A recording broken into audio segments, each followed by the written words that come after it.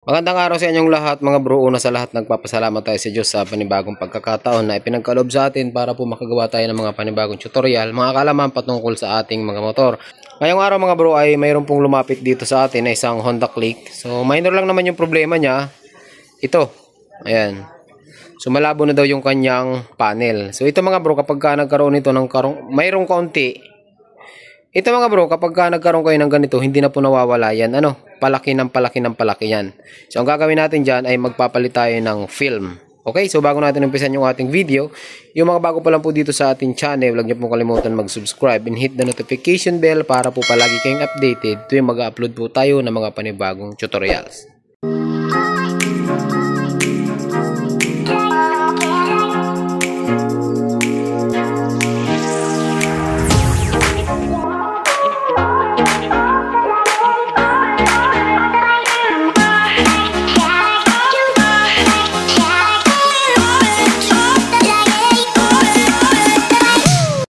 Ito lang pala mga bro yung parts na ipapalit natin dito. Kapag ka nakita nyo ganito na yung motor nyo, mapa-Aerox man yan, Gixxer or anumang motor, puralizing film lang po ang sira nyan.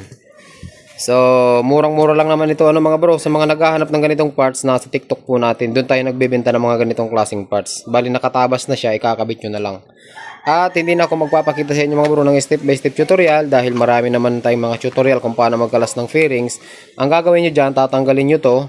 Ihihiwalay natin yung buong panel. So tuturuan ko na lang kayo mamaya kung paano magkabit nito.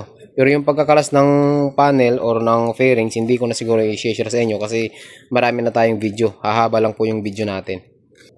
Ito na yun mga bro, yung panel ng Honda Click. Okay, so paano ba i-assemble ito mga bro? Or I mean disassemble. So madali lang mga bro, So bali ang gawin nyo ay tatanggalin nyo lang to. Mga tornilyo, 1, 2, 3, 4, 5. 6 lang po yan na tornilyo para makalas natin tong ibabaw. Bali dito mga bro sa ilalim, 4 siya. So, tanggalin natin to. Madali lang ito mga bro, akala nyo lang mahirap. Kung titingnan nyo, akala nyo mahirap. Pero sa totoo lang, napakadali lang po nitong gawin. So kahit hindi nyo ipagawa sa shop, kayang-kaya nyo po ito. Tapos, sarili nyong motor. Pero kung hindi nyo pa kabisado, wag muna kayo magtatanggap ng gagawa kasi baka mag-abono kayo pag nagkataon. Pero kung sarili nyo naman ang motor mga bro, i-DIY nyo na yan. Napakadali lang din naman. Ako na nagsasabi sa inyo mga bro. Okay, so kalas na to. Kalasin din natin to. Ibabaw. Para matanggal natin. Ito kasi mga bro, yung 6 na yan, cover lang ito yan. Ito lang yan Cover lang ng taas natin Cover lang nito na itong ibabaw natin. Tanggalin natin.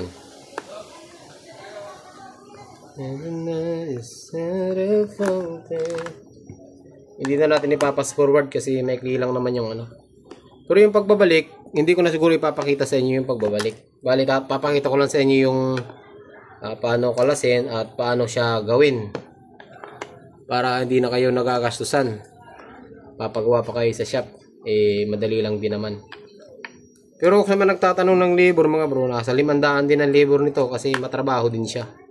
Pero pagka 1,000, 1,500, overpriced na po yun. Huwag na kayo pumayag dun kasi napakadali lang din naman gawin. Pero kung mga yung may hinihinang, okay lang sa 1,500 yun. Kagaya ng mga 135, Aerox, Gixxer, kailangan talaga yun mga bro. Talo naman kayo kung maglilibor kayo ng 1K o maglilibor kayo ng 500 lang, talo kayo. Ito po yan Ito, ang naglalak sa ilalim is yung 4 na bolt. Okay, tapos dito naman mga bro, atakin nyo lang to. Ayan may iwan dito na yung parang tawag dyan. Ito. Ayan. So meron ditong yung pin, yung reset natin, yung pindutan natin. Minsan ito yung tatandaan nyo kasi minsan natatanggal gaya nito. Ito nandito pa. Ito yun Ito yun yung puti na yan, yung na yan, yung ito. Yung pinaka guide para mapindot natin yung reset. Lagay lang natin dito. So ito mga bro, ang kagandahan dito sa Honda Click, wala na po kayo dito wala na po kayo ditong ihinang dahil nakaklip lang po ito. So ang gagawin nyo dito mga bro, ganito. Ayan o. Iangat nyo itong dalawang guide dito. Isa, dalawa. Angatin nyo lang ng kaunti yan mga bro. Tapos, kuha kayo ng pangsungkit dito. Susungkitin natin to ng kaunti lang mga bro. Bahagya lang. So gamit kayo ng kahit anong pangsungkit. Wag lang yung matalim kasi baka masira. So kuha lang tayo ng panungkit. Bali mga bro, nagtabas muna tayo ng ayan o, Shield Advance. So ang gawin nyo dito mga bro, isalpak nyo lang dito sa gilid. Ayan, dahan-dahanin nyo lang. Ayan o. Kasi ito yan naman yung lock nyo. Dalawa, isa, dalawa. Tapos yung mga pin nya, ito yun. Kita nyo yung maliliit na yan. Yan lang yung pinaka-pin nya. So kaya ang gagawin nyo mga bro, ang pinaka-diskarte ko dito, dito muna ako naglalagay ng harang o. Ipasok nyo lang to. Ayan. Tigas. Pasok natin to. Ayun. Pasok na. Ayan. Okay. Pagkapasok niya mga bro, di nakaangat na yan dito. Nakaangat na. Nakapasok na dito. Kapag ka ganito mga bro, nakaangat na siya. So matigas yan. Bali may hard plastic dyan sa loob. So nakaangat na diba? Hindi kagaya kanina na hindi pa siya nakaangat. So mainit na dito sa pwesto natin. No? Kaya maliwanag na. Maganda sa camera pero ang init naman sa katawan. So ang gagawin niyo dito mga bro, ilayo ko lang konti So meron lang ako ituturo sa inyo ditong diskarte mga bro. Ayan. So pagka ganito, kuha kayo mga bro ng flat screw. Kuha kayo ng flat screw. Sungkitin nyo. Ang susungkitin natin dito is yung kulay itim. Ayun o. Yung kulay itim na yan mga bro, dyan tayo isusungkit pataas. Kasi dyan nakapasok yung mga pin ng ating LCD. Ngayon, huwag kayo magsusungkit dito sa mga ano. Kasi may maliliit na pyesa dyan. Baka tamaan yung mga resistor or mga diode. Lalong masira. So, mag-aabono tayo nito. Bali mga bro, dito tayo magsusungkit. Ayan o.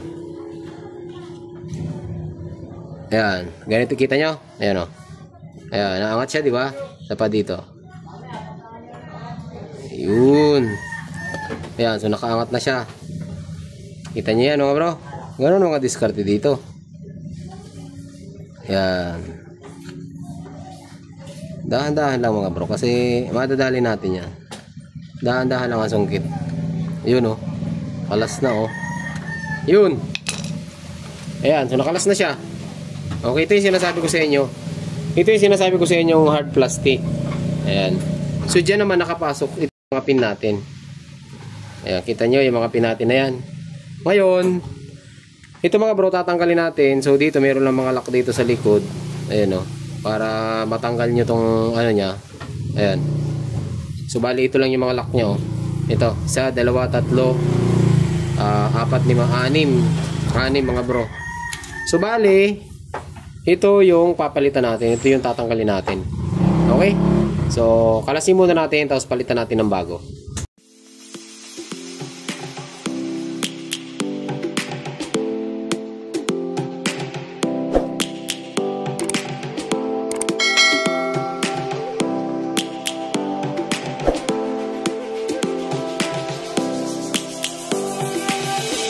Lions roaring in the morning sun, searching for a longer day. People feeling like the... Ayan mga bro, kung nakita nyo, bali natanggalan natin yung mga ibang adhesive. So pagkatapos yan mga bro, lagyan nyo ng alcohol. Okay, tas gamit kayo ng malinis na cotton or gamit kayo ng malinis na basahan. Malinis, taas ang dumi ng pinapupunas. Ayan, tanggalin lang na, punasan natin ito mga bro. Ayan. Yan. So malinis na. So ngayon ay ito yung kakabit natin. Uy. Ito mga bro, na-order naman to sa Shopee, sa Lazada or sa TikTok. Yan, pero sa akin mga bro, sa TikTok tayo nagbebenta nito. Ayan o. So ito lang yan. 'Di ba? Kulay blue ito, kulay blue. So ngayon dito mga bro, paano nyo malalaman? Bali mga bro, yung kabila nito may adhesive, yung kabila naman wala. Hanapin nyo lang yung may part na may adhesive. Para yun ang ididikit nyo dito mga bro. Yan o. Alright. Okay. So tanggalin lang natin to. Tanggalin natin to. Ito yan sa kabila. Ayaw ah. Ayaw nga ni. Matanggal. Yan. Okay.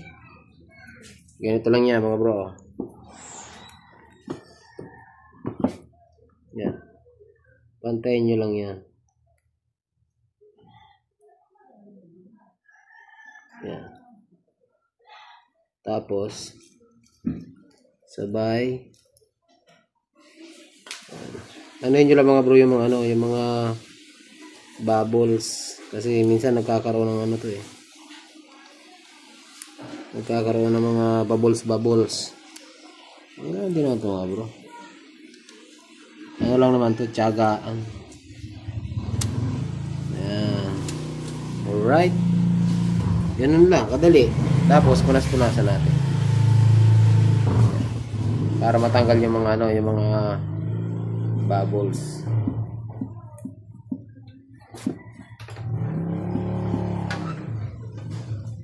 Iyon no.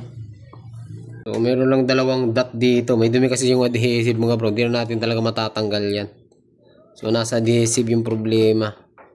Tapos meron yung ano sa ilalim mga bro. Tanggalin nyo. Ayun o. Okay. Palasin nyo yung pinaka-cover nya. Tapos itong puti na yan, huwag nyo kakalimutan na ibalik. Kasi minsan natatanggal yan. Tapos yan, salpak nyo lang dito.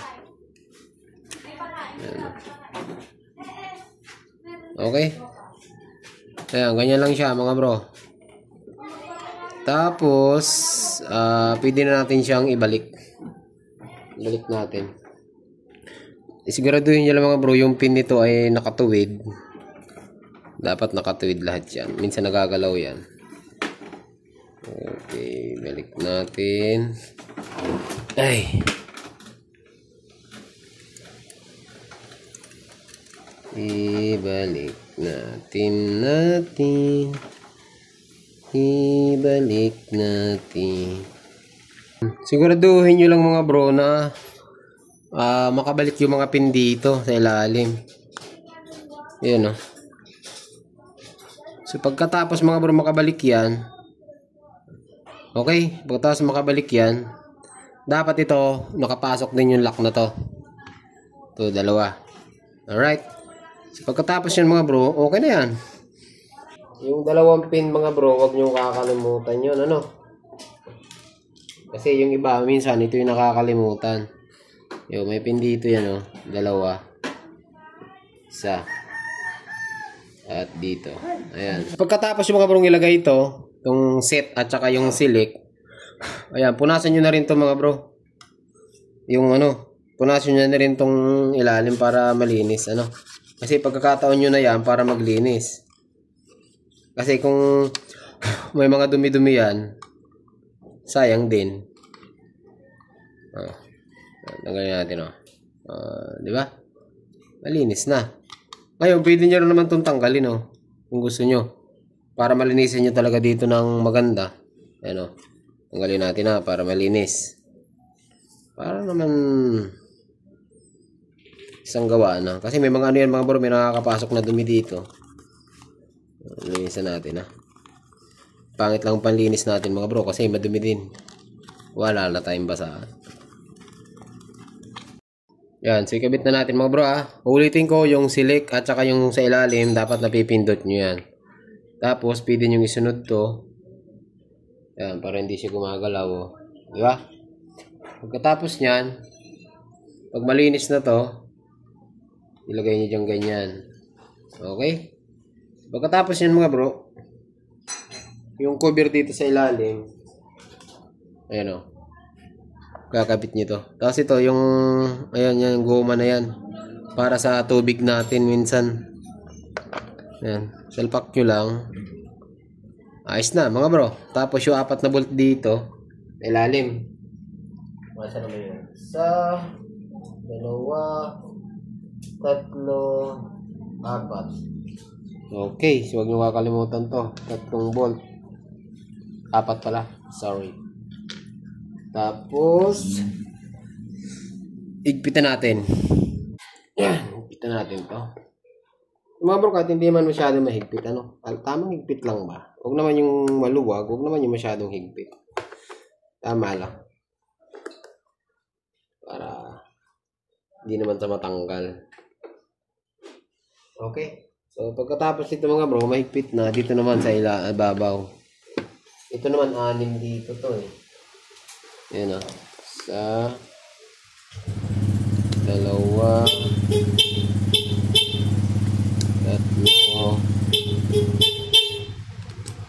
5, 6. Ayos. Yan. Higpitan nyo lang din. Tamang higpit lang. Okay. Kaya to bro, sira na talaga. Alin? Inadjusan mo? Inadjusan mo? Inadjusan mo? Try mo adjusan. May screw yan dyan na maliit ah. Ito, Oo. kita. Higpit or luwag? Try mo higpitan pag wala. Luwag naman. Kasi minsan, ano yan, sumusuot eh.